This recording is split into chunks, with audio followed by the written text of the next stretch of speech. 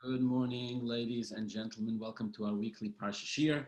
This week is Parsha's Vayetze, and we are studying the very famous story of Yaakov's two wives, Rachel and Leah.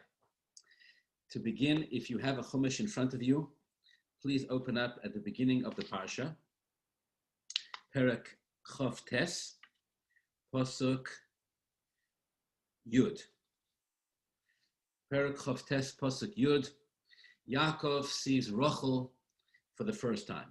Quote, Vayehi, Pasuk says, Kashero Yaakov es Rachel. When Yaakov saw Rachel, Bas Lavan achi imay. Remember, says the Torah, Yaakov and Rachel are first cousins. Rachel is the daughter of a man called Lavan. Yaakov is the son of a woman called Rivka. Lavan and Rivka are brother and sister, as we learned before in the Torah, and so this makes their children first cousins. So it was, says the Torah, when Yaakov sees Rachel, the daughter of Lavan, Achi Imoy, Lavan is the brother of his mother Rivka, the Estsoin Lavan and the sheep of Lavan, Achi Imoy, he sees Rachel and he sees the sheep of his uncle Lavan. Vayigash Yaakov, and Yaakov approaches, and he removes this giant rock from on top of the well, which is placed there so the water doesn't evaporate, which under normal circumstances requires an entire team of all or of many of the shepherds to lift this rock together. In this case, Yaakov does it all by himself. And he gives water to the sheep of Lavan, the brother of his mother. Okay, so this is the Shalom Aleichem. He sees her, he sees her, remember, every detail here is important. He sees her, his first cousin, she is the daughter of Lavan. He sees the sheep of Lavan, and again the Torah repeats, Lavan is his mother's brother. Yaakov approaches, he rolls the rock off of the mouth of the well, and he gives water to the sheep of Lavan. Again, the Torah says 3 times, Lavan is the brother of his mother. Pasuk Yud Aleph, Vayishat Yaakov l'Rachel. Yaakov does not waste any time. He kisses Rachel. All right, today you can get sued for this kind of stuff. No Shalom Aleichem, no how are you, no was machtu, no can I take you out to dinner. Krach. Vayishat Yaakov l'Rachel. Yaakov kisses Rachel. Vayisa es koile vayefk, and Yaakov weeps. And then they start talking. Vayaged Yaakov l'Rachel, and Yaakov tells Rachel, Ki achi avihahu, that Yaakov is the brother of her father. V'chi ben Rivkahu, and that he is the son of Rivka. V'torotz v'taged la'aviha, and Rachel runs, and she relates the story. She relates this to her father. Okay. Now, of course, the rest of the story, Yaakov goes to Lavan's house. He ends up marrying Lavan's 2 daughters, Rachel and Leah. He ends up marrying Bilhah and Zilpah, which are also Lavan's daughters. The whole story goes from there. But today I want to focus just on these 3 psukim. So again, the Torah says Yaakov sees Rachel, the son of the daughter of Lavan. He sees the sheep of Lavan, the brother of his mother. He approaches the well, he removes the rock, he gives water to the sheep of Lavan, the brother of his mother. He kisses Rachel and he cries. He doesn't just cry. He raises his voice and he weeps. And he tells Rachel that he is the brother of her father and the son of Rivka. And Rachel runs and tells her father. All right, got that? That's what the Pasuk says. Okay. Now here there is an astounding Gemara. Astounding. I'm diving a little bit straight into the deep end today. I'm just going straight in. The Gemara picks up on a very obvious question, which we all have when we read the Psukim. Yaakov introduces himself the first time he talks to Rachel. The first thing that ever comes out of his mouth, other than the kiss, the first verbal communication between Yaakov and Rachel, he tells her, the Pasuk says, Vayagid Yaakov l'Rachel, Pasuk Yud Beis, Yaakov tells Rachel that he is the brother of her father. Actually, the Gemara says, that's not true. He's not the brother. He's not the brother of her father. He is the son of the sister of her father, as the Torah has just told us 3 times. Right? So imagine this. First he kisses her, then he cries, then he finally takes her out on a shtickle date or some form of it, and they start making communication, some form of verbal communication. And the first thing that comes out of his mouth is not true. And again, I know I'm repeating myself, but it's not true in context of the Torah telling us this 3 times. Look back at this. The Torah says, again, Pasuk Yud, Vayhi kasher ra Yaakov es Rachel, Yaakov saw Rachel, Bas Lavan, Rachel, the daughter of Lavan, Achi Imoy, the brother of his mother. Ves son Lavan, and the sheep of Lavan, Achi Imoy, the brother of his mother. Yaakov approaches, he removes the stone, and he gives water to the sheep of Lavan, Achi Imoy, the brother of his mother. 3 times. Lavan is the brother of his mother. Yes? So that means his mother is the sister of Lavan. So Yaakov goes over to Rachel and tells her, Shalom Aleichem, now that we've kissed and made up, Shalom Aleichem, I want to introduce myself. I'm the guy who just kissed you and fed your sheep and gave them water to drink. You know who I am? The brother of your father. Excuse my sound effects.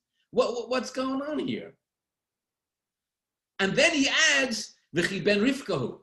Again, Pasuk Yud Beis. Yaakov tells Rachel that he is the brother of her father and the son of Rivka. If he's the son of Rivka, then he's not the brother of her father. So not only is he lying to her, but he's actually contradicting himself and giving and sending her mixed messages. Right? Sounds like a first date.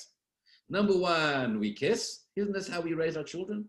Number 1, you kiss. Number 2, you cry. Number 3, you lie about who you are.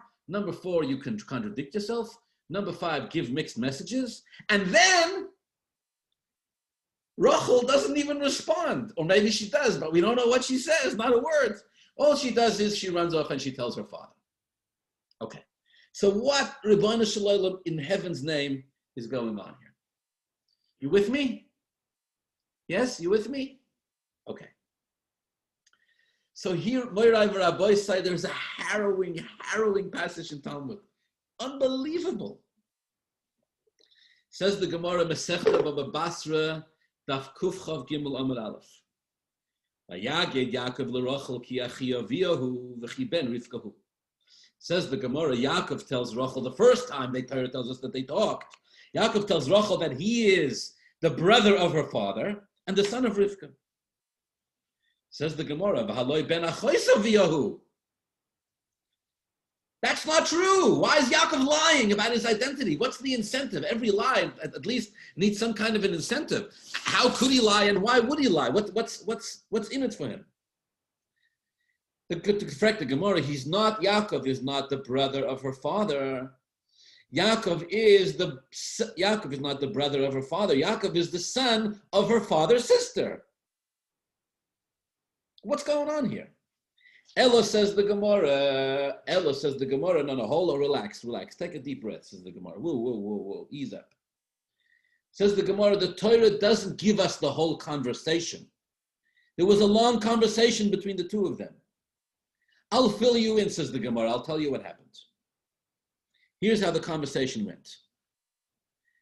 Elo Omar Lo Mitzvahs Li. Here's what happened. Yaakov took Rachel out on a date. And he gave her, he fed her dinner, and they schmoozed, and they fabranged, and they talked about which yeshiva he went to, and which seminaries she went to, and they talked about maybe, they didn't chas v'sholom talk Lashon Hara, but they talked about different experiences that they had, and they went out on a date. It was a long, successful, beautiful date. At the end of the date, Yaakov says to her, listen. You have to remember at this stage, Yaakov is how old? Yaakov he's 84 minus 7. So he's 70, he's 77 years old, right?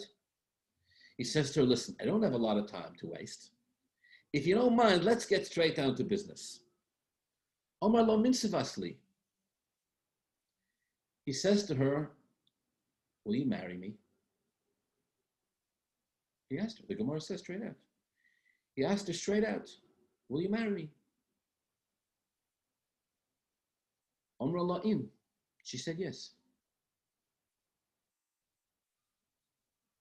She said yes. Mihu, however, she said to him, I have to warn you about something. Aboramo'ohu, the first conversation they're having, the first conversation Yaakov and Rachel are having. The conversation goes well. It ends with Yaakov asking her to marry him, and she says yes. She says, but before we go any further, I have to give you a word of caution. My father is a Ramai. My father is a schemer and a scammer. He's a deceitful human being. V'lo yochlos lei, and you, Yaakov, my dear chosn, because she's already said yes, are not going to be able to outsmart him.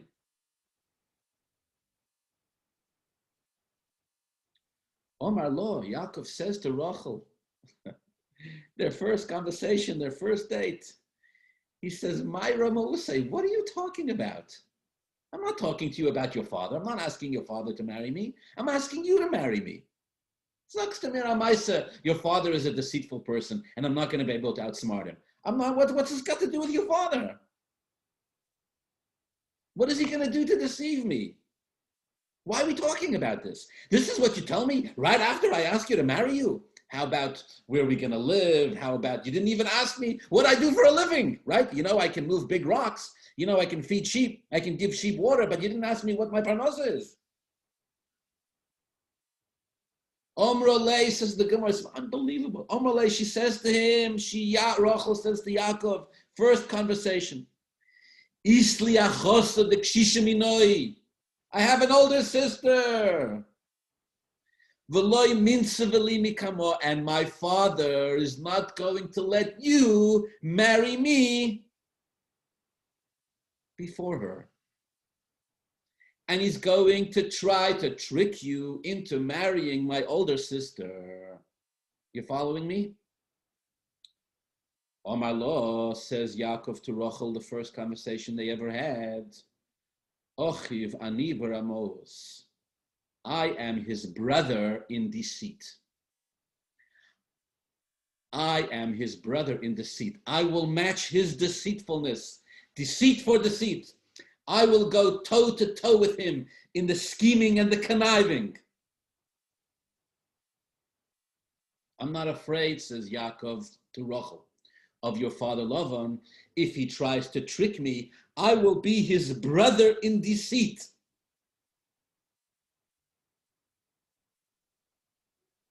I will match him. And that's the reason, before I tell you the rest of the conversation, that's the reason, explains the Gemara, why the Torah tells us that Yaakov introduced himself to Rachel as the brother of her father.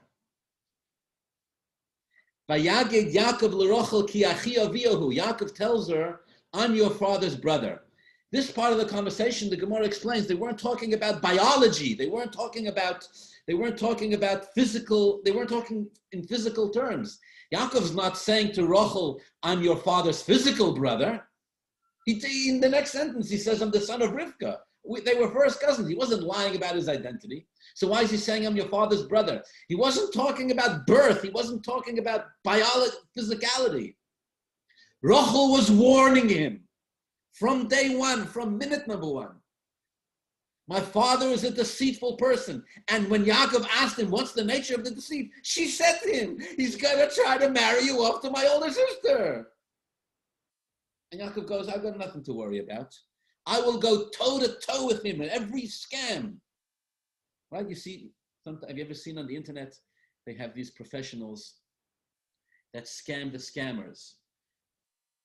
Maybe you've seen this on the internet. It's an amazing thing where they have individuals who they wait to get these scam calls. They wait to get these scammer phone calls, where somebody calls you from India and tells you you're about to be arrested by the IRS because you owe them $150,000 in back taxes.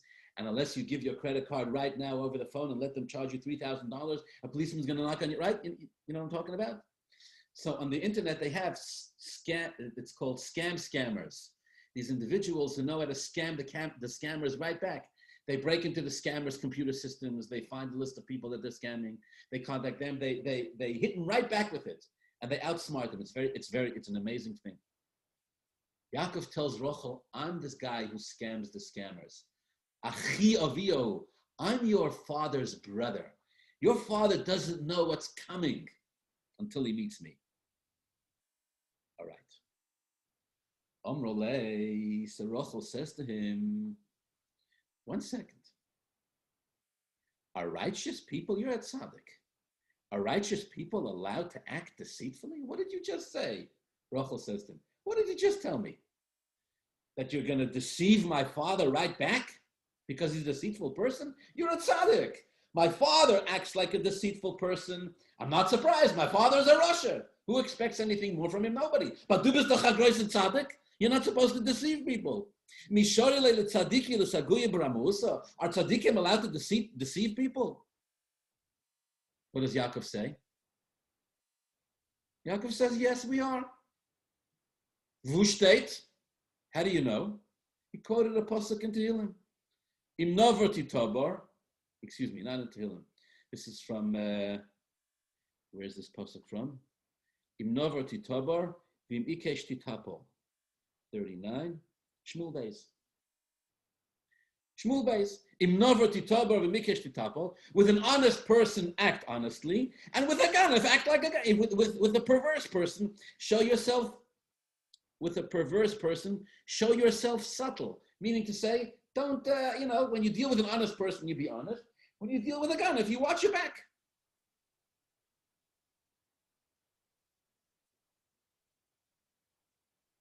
The rest of the story in the Gemara is very, very famous. The rest of the story in the Gemara is that Yaakov gives Rachel simonim. He gives her signs so that on the wedding night, he would be able to identify that it was in fact her.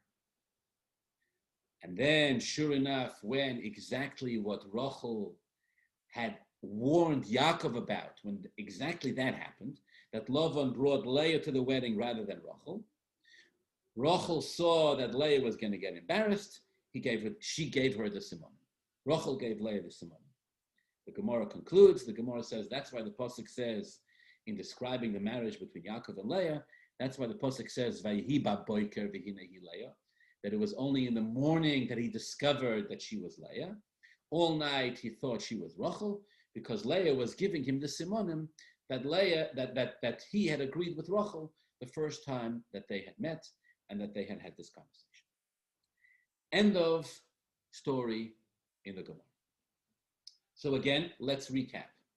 The Gemara is telling us in no uncertain terms that Rachel warned Yaakov that her father, as a deceitful person, was going to try to push Leah on him first. In other words, it's important to highlight this again. She didn't just tell him that her father was a scammer. She told him exactly the nature of the type of scam that Lavan was going to pull off. She told him, Rachel told him. As soon as she agreed to marry him, Rachel told him, my father is going to try to push Leah on you. She didn't tell him why, but that's what she said. Yaakov said, I'm not afraid. Achi aviyahu. He told her that she was the brother of her father, a brother from another mother, so to speak. He told her that he would not be fooled by this scam, and that he could match Lavan's scheming abilities.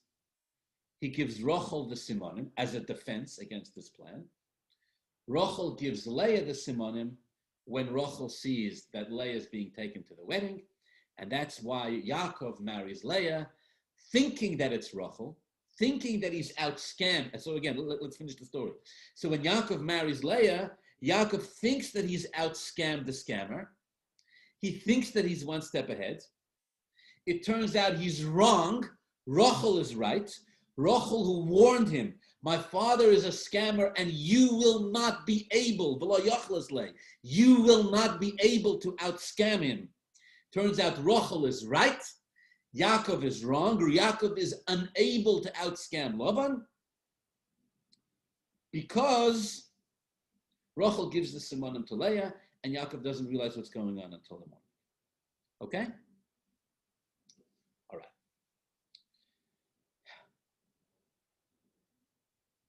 What's amazing about this Gemara is how open and transparent Yaakov and Rachel are with each other from the beginning. According to this Gemara, this is from day one. The first thing that Yaakov tells Rachel is that he is the brother of her father, which according to the Gemara means that to both of their credit, or to Rachel's credit for sure, she laid out the whole thing. She was completely transparent. On date number one, she was completely transparent. She told him exactly what's going to happen. She told him exactly what's going to happen. And exactly as she said, that's exactly what happened. Okay. Let's take a step back. Let's take a giant step back here. I don't know if people, when they study the Parsha, the story of Rachel and Leah, have any indication, have any clue how far-reaching the implications of this Rachel and Leah business are. The idea that Yaakov was duped or tricked into marrying Leah,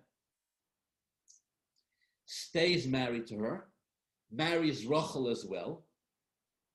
Rachel and Leah come with Bila and Zilpah, ends up having 12 sons from these 4 women. I don't know if people realize how this story reverberates through Jewish history in a way that you can give not one shiur, but in a way that you can give 1,000 shiur. Let's touch upon some of the Rosh Prokim, some of the implications of this business.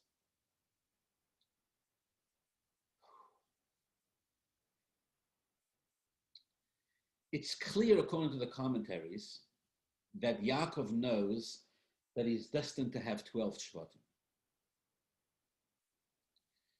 It's clear, according to the Gemara and the commentaries, that when Yaakov sees Rachel, the Torah does not hold back in describing Yaakov's feelings to Rachel, right? Yaakov loved her. She was beautiful. I mean, he was smitten with her, no question about it. Yaakov's plan was to have all 12 Shvatim from Rachel. Maybe Rachel's maidservant would have helped out a little bit, but definitely in Yaakov's plan, in Yaakov's vision, Leah doesn't play a role. In fact, he's even prepared himself against this. If Laban tries to give him a Leah, he's planning to expose her because she won't have the simon. Okay. The commentaries explain, hold on to your heads here. The commentaries explain that in Yaakov's vision of having all of his children from Rachel, the Jewish people would not have ended up in Mitzrayim. I want to say that again. The commentaries explain that in Yaakov's, had things materialized as Yaakov foresaw, that he would only be married, that Leah would not be his wife, all his children would be through Rachel, the Jewish people would never have ended up in Mitzrayim. Now, what in heaven's name does one thing have to do with the other? So let's go through this slowly. You see, my friends, Rachel and Leah both have children. And as we'll learn in Mirz Hashem in 2 Parshas from now, Parshas Vayetze, there's jealousy between the brothers. There's animosity. And there's hatred. Vayishneu oisai. It's interesting because the Torah generally does not talk about human emotions. Chamisha Chumshei Torah for sure not. Very rare. Very rare. The only exception, the only exception is in these stories, really, and then with Yosef. But other than that, it's it. And here the Torah does not hold back. The hatred between Yosef and the brothers, the Torah says, Vayisneu oisai, Vayosifu oid lisnei oisai. They hated him more. They couldn't talk to him because of how much they hated him. Words in the Chumash. Why did the brothers hate him so much? Why did the brothers hate Yosef so much? Why? To the point that they wanted to kill him. All the commentaries say this. All the commentaries say, well, the reason why the brothers hated Yosef was because of the jealousy and the animosity between Rachel and Leah. This is the family drama being played out in the next generation. The sons of Leah, Reuven, Shimon, Levi, Yehuda, eventually Yisachar and Zevulun, the sons of Leah had a chip on their shoulder. They knew that Yaakov loved Rachel more than Leah. How did they know? First of all, the Torah says so. Second of all, it wasn't a secret, because as Rashi points out in this week's Parsha, Yaakov's bed was always in Rachel's tent. Besides for those nights that he was on duty somewhere else, he slept in Rachel's tent. And Leah named her sons Reuven and Shimon, right?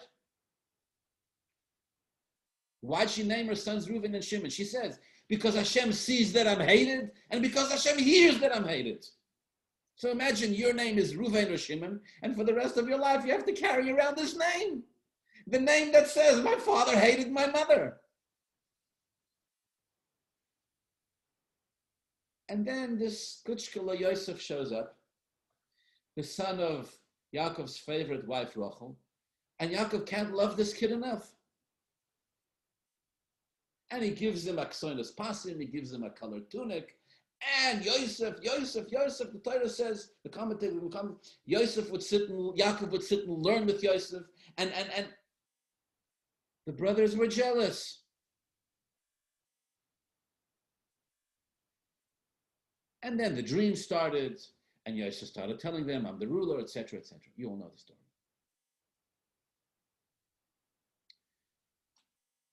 So they decided to kill him. Yimach Shemoy, one of the very famous, I don't even want to say his name in this conversation, one of the very famous murderous dictators in human history said, when you have a problem, the problem is always, responsible for the problem is always a person. There's always a person responsible for every problem. He said, no person, no problem. That was his way, Rahman al-Islam, of saying, you get rid of the person. The brothers took that attitude. They said, let's get rid of Yosef. You understand what's going on here? That means this friction, this dynamic here between Rachel and Leah got so bad that their children want to kill each other. Okay, Hashem helps. Yehuda talks them out of it. No, Yehuda says, let's not do that. Let's not kill him. Let's sell him. Besides, what money will we make if we kill him? All right, separate story. So they sell him. They keep the money. But they tell Yaakov that he's dead. Why? Why did they tell Yaakov that he's dead? And they go and comfort him. They want Yaakov to forget about Yosef. Why they want Yaakov to forget about Yosef? They're trying to rid themselves of this family jealousy, of the family dynamic. It's all because Yaakov loves Rachel more than Leah. Leah has all the kids, besides for Yosef and Binyamin, who's born at the end. The brothers are trying to get rid of this. So they sell Yosef, and at the last minute they don't actually kill him. They sell him into slavery, but they tell Yaakov he's dead. They're trying to get Yaakov to move on. Forget about Rachel. She gave you one son and he's dead. All right, 2 sons, Zolzain. But the younger son was more quiet. He didn't bother anybody. He sat in the corner and did his business.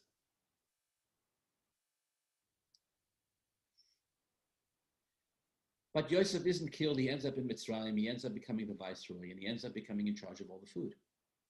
So eventually they all have to go down to Mitzrayim to get food. And Yaakov is reunited with Yosef. And so they stay in Mitzrayim. And that, my dear friends, is how the Jewish people ended up in Mitzrayim. The Egyptians who subjugated them and beat them and took their baby boys, Rahman al-Islam, and threw them in the Nile River. And if at the end of the day there weren't enough bricks in the walls, they would take their babies and shove them in the wall as bricks. That's how they ended up there in Mitzrayim. Because of the jealousy between the brothers. Because Yaakov was duped into marrying Leah.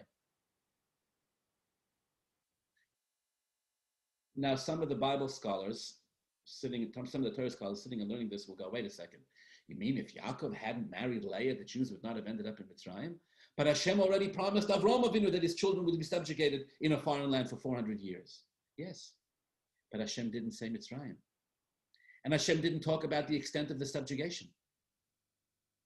And the truth is that at this stage, when Yaakov is marrying Rachel and Leah, they're already in a foreign land, and the commentaries say they could have been Vayetze with the subjugation of Yaakov and Lavan. Lavan made Yaakov work. That was part of the fulfillment of the promise that they'd be subjugated in a foreign land. They did the whole experience of Mitzrayim. Didn't have to happen by virtue of Hashem telling Avraham Avinu the Jews are going there. It happened because of the animosity between Rachel and Leah, which carried over into the next generation.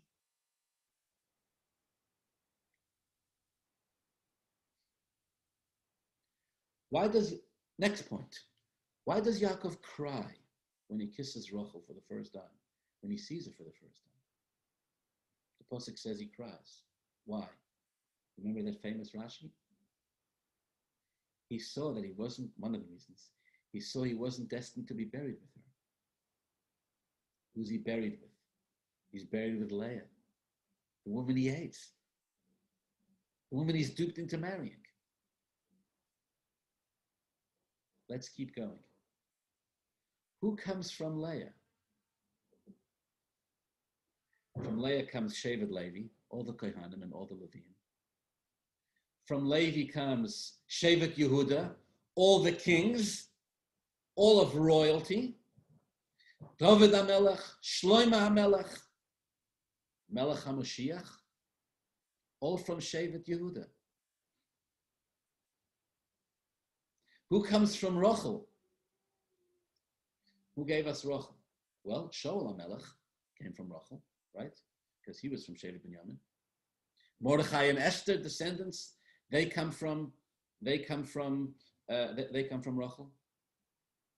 But ultimately, royalty of the Jewish people, the destiny of the Jews, lies with Leah, not with Rachel.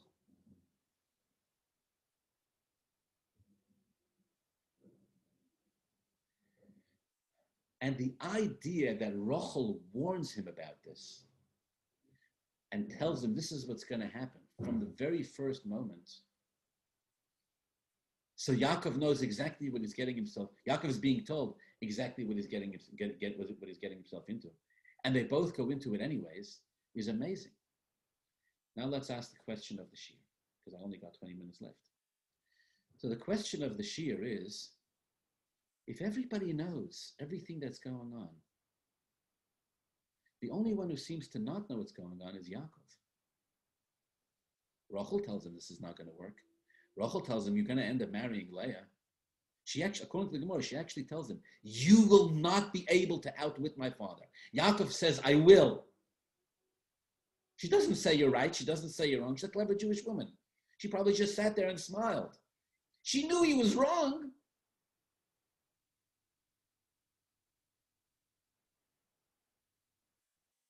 How did Yaakov make a mistake like this?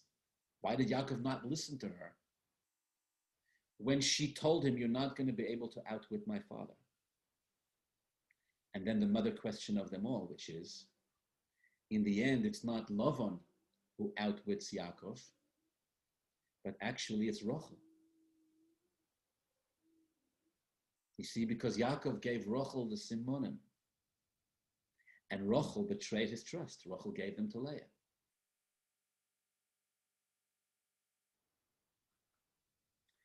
And it seems like because of this, all the tzoros of Jewish history evolves.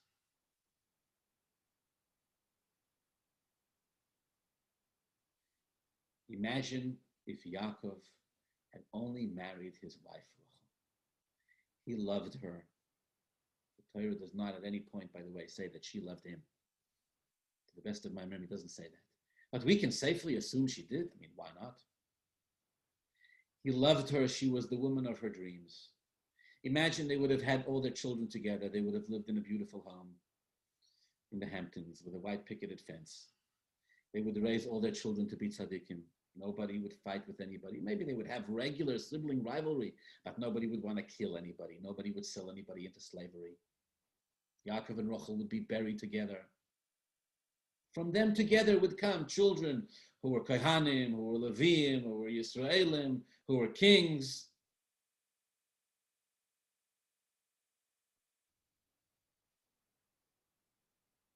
Who's the Bechor of Yaakov? Do you know the Gemara goes back and forth on this? Was Reuven the Bechor? Was Yosef the Bechor? Who has the rights here of being firstborn? Reuven was born first. Reuven was Leah's Bechor. Yosef was Rachel's Bechor. The Gemara says Rachel was worthy of having the firstborn. Leah, but then Leah took away the schus, and then Rachel took the schus back away from her. Why the need? Why the need to have this rivalry, this inborn murderous jealousy between the two, what seems like between the two sisters?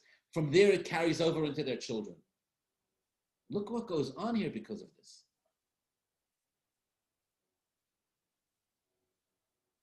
Before Tishrei, we were doing a Thursday evening series. Some of the videos actually I posted on YouTube about Shaul HaMelech and David HaMelech. One of the most famous and most difficult stories to understand in Tanakh.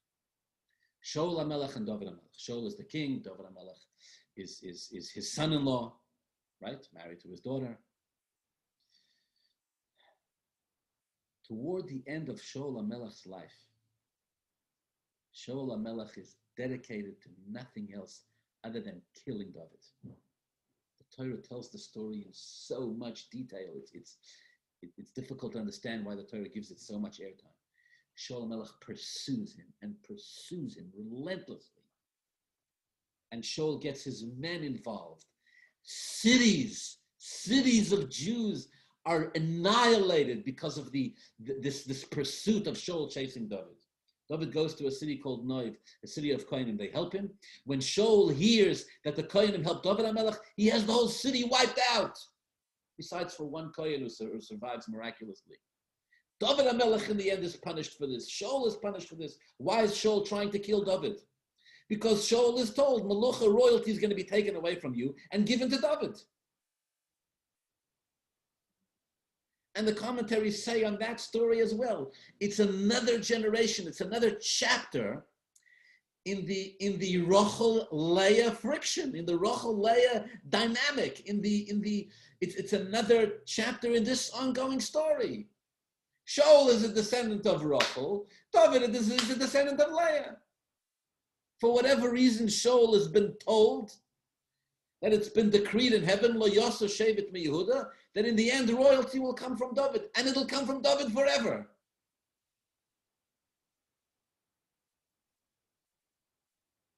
And the descendants of Rachel and Leah are still trying to kill each other.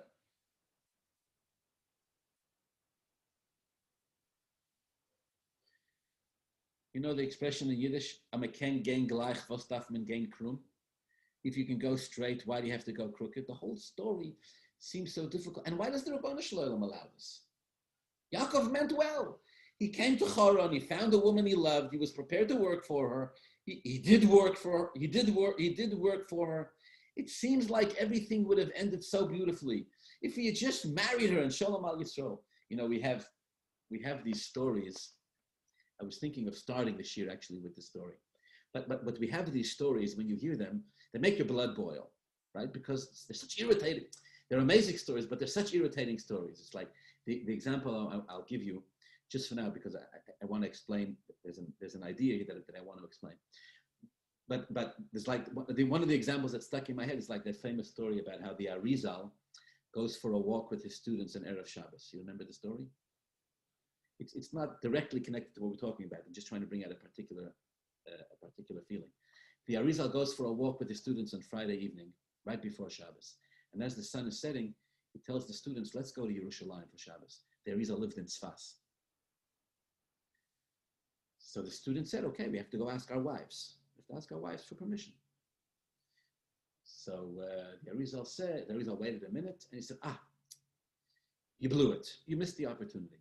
If you had all said yes, Mashiach would have come and we would have gone to spend Shabbos in Yerushalayim.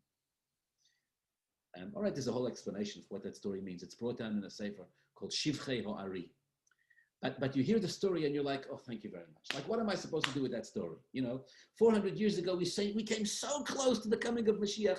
We were like right there, and at the last moment, the students blew it and sent the whole thing helter-skelter. And now we're here 400 years later, still trying to put the pieces together, trying to bring Mashiach. If only they had done it right at that moment, everything would have been fine. No, so if only Yaakov hadn't been duped, and if only Rachel hadn't given Leah the Simonim, and if only he had married only one woman, all right, Zolzain, her maidservant also, but if only he had all his children with Rachel, everything would have been so much more simple. No Mitzrayim, no torture, nothing. Hashem would have given the Jewish people the Torah at some point, and everything would have been fine. Why the need? Let's ask the most important question. What does the Torah want us to learn from this? That Yaakov, he only really wants to marry Rachel, but in the end he ends up marrying Leah. Okay. So there's a point here. There's different ways of articulating it. I want to try to articulate it in 2 or 3 ways. Of course, Yaakov is destined to marry them both. Of course, Yaakov is destined to marry them both. He doesn't know this. He doesn't want it. He only wants to marry Rachel. Rachel is trying to tell him that he's going to end up marrying both. Yaakov doesn't see it. He only sees himself with Rachel. He doesn't see himself as Leah. He's not a Leah kind of guy, if you know what I mean. And in the end, he's tricked into it.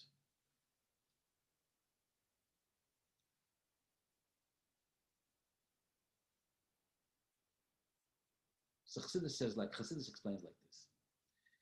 Chassidus explains the difference between Rachel and Leah is that Rachel represents things we can wrap our heads around. Things we can see, things we can understand, things that make sense. We all have a vision for ourselves in life. It's called Rachel. We're in love with our vision. We think our vision is beautiful. It makes us happy. It fills our life with joy. We see a future with it. The future that we see with it is beautiful. And we're perfectly content with it. Rachel represents those things that we like, that make sense, that we can wrap our heads around, that we're comfortable with. That's Rachel. Leah represents the part of ourselves, that part of the world that we cannot understand. The deeper part of ourselves that we're not in touch with. Leah represents a hidden world, in the words of Chassidus, Alma Diaskasia, literally, a hidden world that beckons to us, that unsettles us in ways that we don't like. Not just we don't like it, we hate it. Because it rattles us and makes us uncomfortable. Have you ever had the experience where somebody tells you something, and at the time that they tell it to you, it makes you so mad? How dare you say that to me? And then maybe days, weeks, or months later, you come to realize that that person was 100% correct. So then you say to yourself, so why did I get so angry if they were right? Actually, I was angry because they were right. because I didn't want to accept what was being told to me. And at some level, I knew that it was true.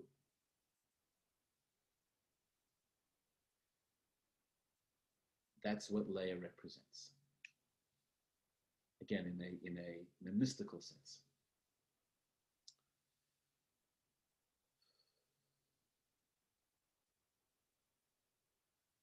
Why does Yaakov stay married to Leah? Why does he stay married to Leah? He should have stood up the next morning and say, look, no offense, I'm not interested. Why does Leah stay married to Yaakov? And the Torah says there was hatred there. It's not hatred the way we understand it. It's not hatred. It's not a regular sense of hatred. Halachically, and the proof of this is very simple, by the way. Halachically, you're not allowed to stay married to a woman you hate. You have to either figure it out or get divorced. That's the din. They didn't hate each other in a regular, typical sense. What it means is that Yaakov can sense that there's a majesty, there's a depth, there is an untapped potential that comes about through Leah. That upsets us because it's so much larger than us. Rachel makes us feel comfortable. Rachel helps us reach our potential as we see it, right? Yaakov sees Rachel. He feels big, he feels strong. He lifts the rock up from on top of the well, fills it with energy. He lifts up the rock, he gives the sheep water, it empowers him. Leah unsettles him. Yaakov sees the future of the Jewish people with Rachel.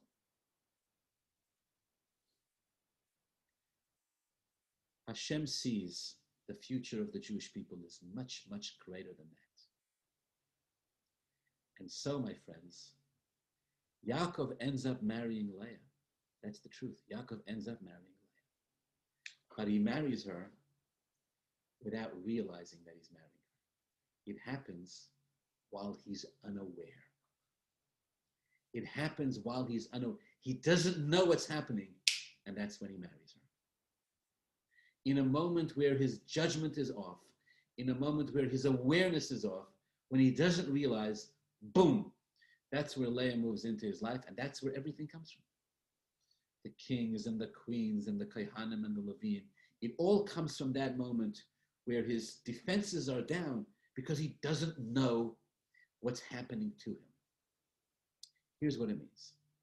It means the destiny of the Jewish people, the eternity of the Jewish people, is such that it's both experienced by the Jewish people, but it's also always beyond them. There's a majesty and a greatness and an eternity and a divinity to us that we ourselves don't understand. It's why Jews are always schizophrenic, because we have it, but we don't understand it. We possess this infinite power, but it rattles us because it's bigger than we can ever understand or possess.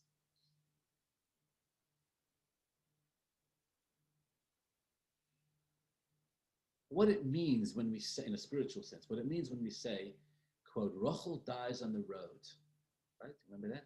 Rachel dies on the road. And Yaakov ends up getting buried together with Leah.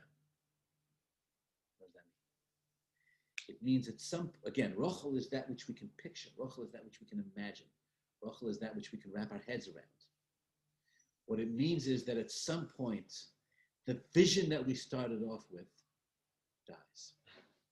Somewhere along the road, somewhere along the way, we realize that that vision and that perception and that picture we had in our heads is too small. And it passes on and it's buried on the side of the road. Our destiny instead is with Leah, is with that which unrattled us and unsettled us because it was beyond our ability to understand and to come to terms. Yaakov was a great tzaddik, no question about it. The father of the Jewish people, the only one who had sons who were all tzaddikim, the only one who marries a Leah. But Hashem says to Yaakov, even you need to understand that there's more here than you can possibly imagine. I'm reminded, as I'm talking about this, I'm reminded of a letter that I read the Lubavitcher Rebbe once sent to a woman. The woman was complaining that she had challenges in her belief in Hashem and in Torah. She said, Rebbe, I'm angry. How could Hashem allow certain things to happen in the world? If God is a good God, why is there so much pain and suffering? Etc., etc. And the Rebbe wrote back to her, he said, look, some of your questions can be answered. Some of your questions cannot. The Rebbe said, but I will tell you, I do want to explain to you where your anger comes from, where this passion of yours, where this unsettledness, I want to explain to you where that comes from. He said, that comes from your neshama. Your neshama possesses, it's like a person who's born with a talent, but they haven't yet fully discovered their talent. They have untapped potential, right? Kids with potential that hasn't been realized walk around the world and they're angry. What's the reason why you're angry? The child himself, him or herself doesn't really know why they're angry. But the real reason why they're angry is because there's something deep within themselves which yearns expression and hasn't come out yet. How does it come out? It comes out always in the most surprising and unexpected ways. Boom, something happens and everybody goes, wow, I didn't see that coming. And there it is.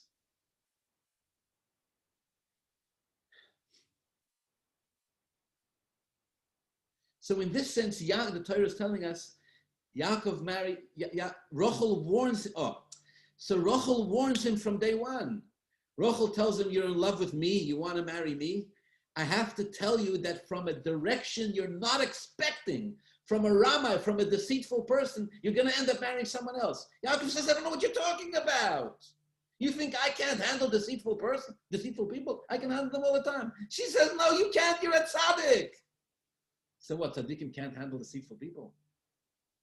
She was trying to tell him that deceit is not a bad thing. The deceit that you're going to experience is going to come to you as it's, there's tzidkus in your deceit, so to speak. Your own tzidkus will deceive you. Something is going to come through you that even you don't see. It's going to be manifest through Leah. So he ends up with both of them. And their children experience the same thing. There's animosity between the children. Why was there animosity between the children? The same Torah tells us that they were all tzaddikim. So why is there animosity between them?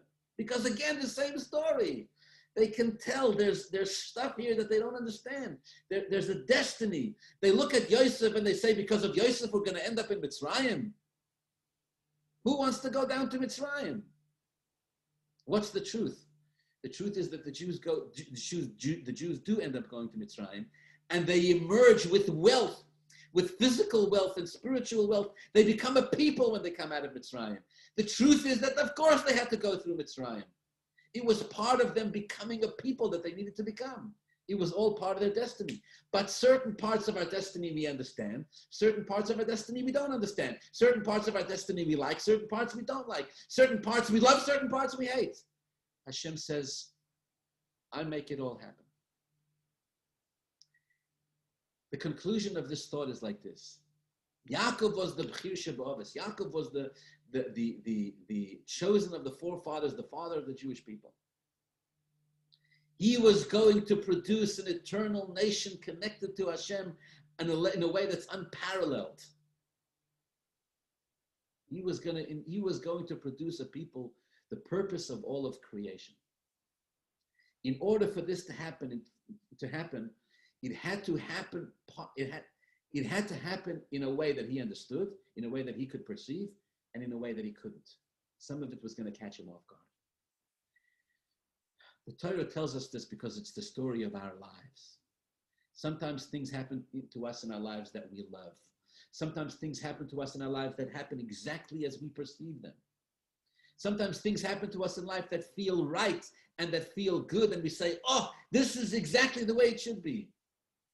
And sometimes things happen to our life while we're not prepared, while we're caught off guard. We feel like we've been deceived and duped, and we don't like it. It's called Leah. And the Torah tells us, take a breath, take a breath. The Ribbono Shel Olam is working here. The Ribbono Shel Olam is setting things up, putting things in motion. You may have more success, you may have more joy, you may have more happiness from things that come to you in your life in unexpected ways than in expected ways. How do you know? Of course, you do your best to protect yourself, of course. But when stuff happens, when Bayarba Boiker Vihina Hileya, you woke up and boom, there it is, it's Leah. This is not a mistake. This is destiny. This is the future of the existence of the Jewish people. When you look at your children and you say, what's going on here? I educated them a certain way and they're going in all different directions. I don't recognize what I see. How do you know what it is that's going on here? Something much bigger may be at play. All right, may Hashem help us. May Hashem help us that we learn from the story to always remember there's a bigger picture lurking in the background. Something bigger than we can ever understand. If we're open to it with Hashem's help, sooner or later, please God, we'll see all of Hashem's brachas materialize in our life in a revealed way. But until then, we understand Hashem sometimes works in mysterious ways. Have a wonderful Shabbos.